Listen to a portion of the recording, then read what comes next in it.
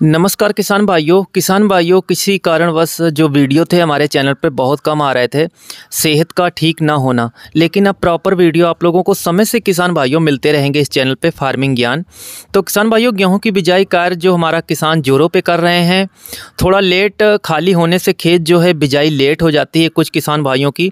जैसे या तो धान की किस्म लेट पकती है या यूपी में गन्ना कटाई करने में देरी होने से भी गेहूँ की बिजाई पछेती हमारे किसान भाइयों की हो जाती है।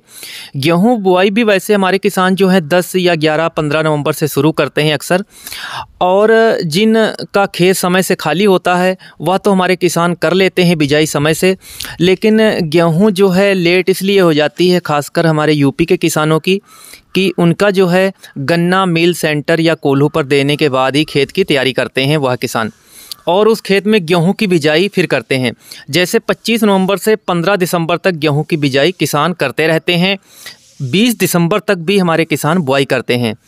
अब इन किसानों के पास एक मजबूरी होती है क्योंकि गन्ना कटाई करने में समय लगता है। तो ऐसे ही जो किसान जो इस बार गेहूं की बिजाई लेट करने वाले हैं, तो बिल्कुल भी घबराना नहीं है किसान भाइयों। गेहूं आपका ज़बरदस्त होगा, कल्ले फुटाव भी ज़बरदस्त करेगा और पैदावार भी ज़बरदस्त मिलेगी। बस आपको काम क्या करना होगा किसान भाइयों, गेहूं बिजाई के समय इन खादों को डालना होगा, और उसके बाद में पहली सिंचाई के बाद आप फसल में किन किन चीज़ों का प्रयोग करना होगा। अगर स्प्रे की ज़रूरत पड़ती है तो वो कामयाब स्प्रे कौन सी है, सबसे सस्ती स्प्रे मैं आप लोगों को इस वीडियो में बताऊंगा।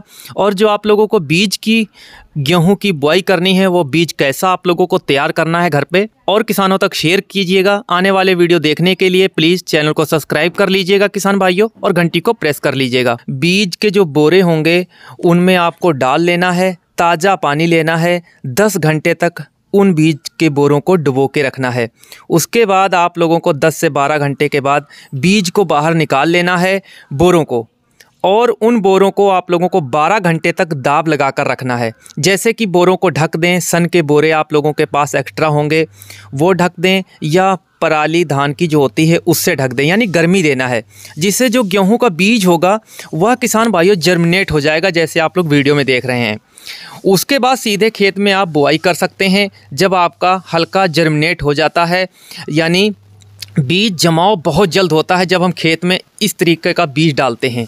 ये लगभग 8 से 10 दिन का हमारा जो है अगेता हो जाता है। वही किसान भाइयों, अगर हम बिना जर्मिनेट किए हुए बीज की बुआई करते हैं तो 10 दिन हमारा गेहूं जो है लेट जम पाता है।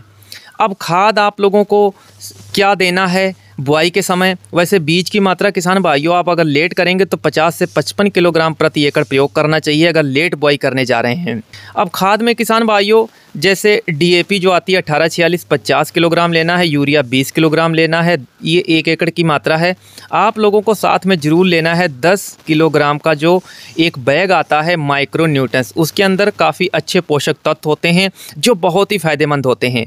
जो खाद मैंने आप लोगों को बताया है बुआई के समय डाल सकते हैं किसान भाइयों। उसके बाद में जब पहली सिंचाई हम लोग 20 से 21 दिन पर करते हैं गेहूं में, जो खुराक आपको देनी होगी वह इस प्रकार से है, नोट कर सकते हैं किसान भाइयों। यूरिया 1 बैग लेना है, इसके साथ में आप लोगों को बेंटोनेट सल्फ़र 10 किलोग्राम लेना है, और इसके साथ में 33% वाली जो जिंक आती है 7 किलोग्राम लेना है। ये आप लोगों को देना है जब आप सिंचाई करेंगे।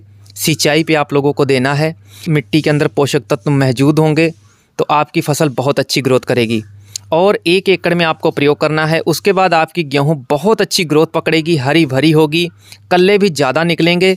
फिर जब आपकी फसल गांठें बनना स्टार्ट होती हैं फसल के अंदर, उसके उपरांत खेत में ज़रूरत अनुसार सिंचाई कर दें, और उसके बाद में आप नाइट्रोजन की खुराक का भी प्रयोग कर दें। किसान भाइयों जब गेहूं की फसल 40, 45, 50 दिन की होती है तो कुछ क्षेत्रों में ज़्यादा बारिश हो जाती है, और ज़्यादा ठंड बढ़ने से, यानी जब सूरज नहीं निकलता है तो कुछ खेत ऐसे होते हैं कि जो फसल है वो कमज़ोर पड़ जाती है, पीली पड़ जाती है। तो आप लोगों को भी नहीं घबराना है।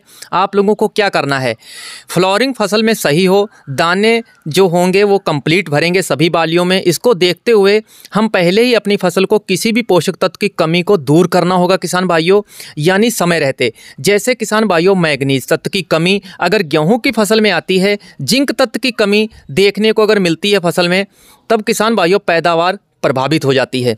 इसलिए आप लोगों को घबराना नहीं है। जो मैं आप लोगों को बता रहा हूँ, आपकी फसल रिकवर होगी, अच्छी होगी।